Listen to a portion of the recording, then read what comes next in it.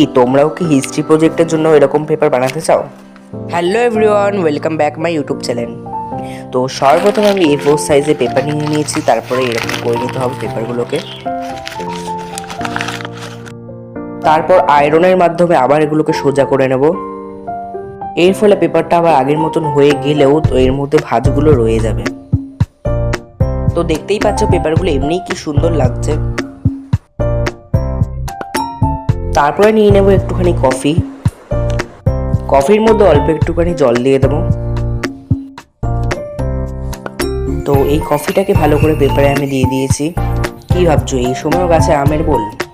না, আসলে এটা অনেকদিনকার ভিডিও, কিন্তু আমার আপলোড করা হচ্ছিল না। ভাবলাম সবারই তো সামারের ছুটি পড়ছে, তার মানে সামারের প্রজেক্ট, তাই এই সময় আপলোড করে দিই, সবারই কাজে লাগবে। দেন আমার পেপারগুলো পুরো রেডি, আর ড্রাই করার পরে এতটা সুন্দর লাগছিল। যেহেতু প্রজেক্টটা আমার প্র্যাকটিক্যাল খাতা দিয়েছিল, তাই আমি এরকম করেছি।